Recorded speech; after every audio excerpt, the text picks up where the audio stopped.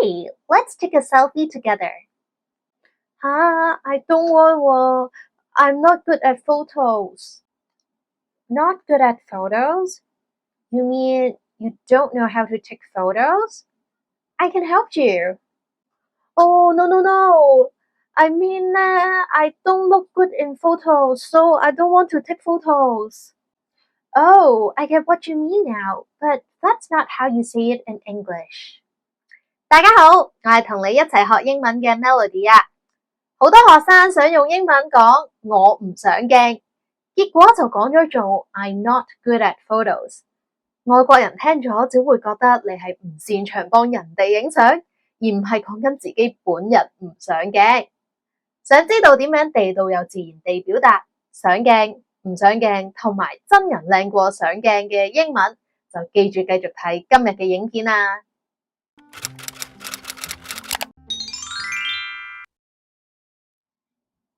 首先，上鏡用英文應該點樣講呢？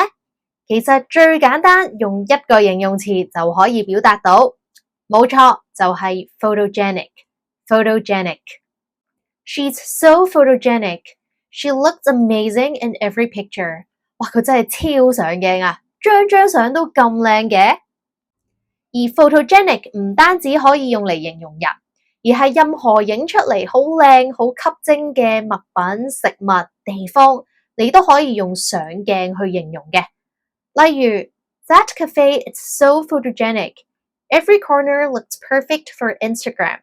哇，個 cafe 咧好靚喎，影出嚟咧度咧都可以 po 上 IG 打卡啊！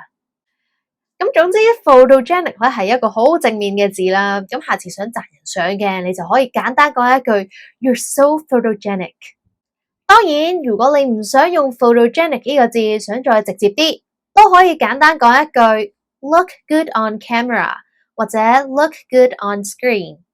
你可以讚人哋 You look great on camera, very confident and natural。哇，你真係好上鏡，又自信又自然啊！He's not handsome in person, but he looks really good on screen。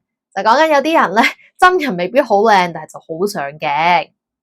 再分享多個比較口語化嘅表達，就係 camera friendly。camera friendly 就係講緊一個人同鏡頭好夾啦，好適合上鏡頭。咁呢個經常用嚟形容演員或者主持人嘅。She's so camera friendly. The camera just loved her。咁我哋而家知道上鏡嘅英文係 photogenic， 咁唔上鏡好簡單，咪就係 not photogenic。She looks great in real life, but she's not very photogenic。即係講緊有啲人好慘啦，真人明明好靚，但係就唔係好上鏡。所以下次如果有人揾你影相，你想話哎呀唔好影我啦，我唔上鏡㗎，你就唔好話 I'm not good at photos， 而係應該話 I'm not photogenic。I'm not photogenic。仲有一個幽默啲、口語化嘅表達想同大家分享，就係 The camera doesn't love me. She's gorgeous, but the camera just doesn't love her。就講緊喂佢真係好靚，但個鏡頭咧就好似唔中意佢。咁意思其實真係話佢唔上鏡咯。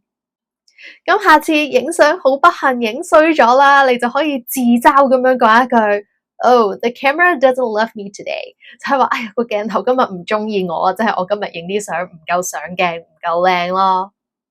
咁好多時候，大家喺現實生活中撞到明星或者偶像，都會話，哇，佢真人靚過上鏡喎。咁用英文又應該點樣講呢？嗱，除咗最簡單，你可以話佢look better in person， 或者 look better live， 就係講緊現實入邊比較好睇啦。我覺得仲有一個好形象化嘅表達，就係 Photos don't do one's justice。 Photos don't do one's justice。 大家都知 justice 係正義嘅意思啦。咁呢句說話就係講緊如果你就係睇相嚟決定嗰個人靚唔靚咧，咁太唔公道啦，啲相都拍唔出佢嘅靚。The photos don't do her justice. She's way more beautiful in person。 啲相呈現唔出佢嘅靚啊，佢真人靚好多。咁總之 do someone justice 咧，就係講緊呈現一個人真實嘅樣嘅意思。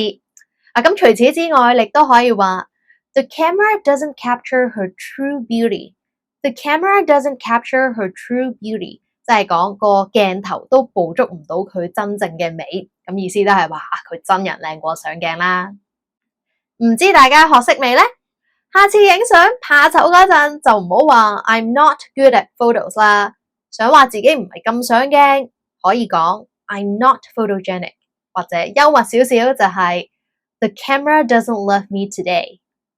想讚人真人靚過上鏡，你可以話 She looks better in person， 或者形象化啲 Photos don't do her justice。 Do you think you're photogenic? Or do you look better in person? Let me know in the comments below。 仲有啲咩英文題材想我分享，都歡迎喺下邊留言話俾我聽。嗱，今次嘅分享就比較日常生活化少少啦。如果大家有考試嘅需要，我都免費推出咗 reading 同埋 writing 嘅免費筆記。writing 咧有成240頁，而 reading 咧都有成150頁㗎喎。呢兩份筆記都係完全免費。writing 會分享大量高分百搭句構，有晒例句同埋解釋，唔使大家周圍揾，亦都會教你點樣快速提升句子嘅高級感，同埋點樣舉例先為之有效舉例。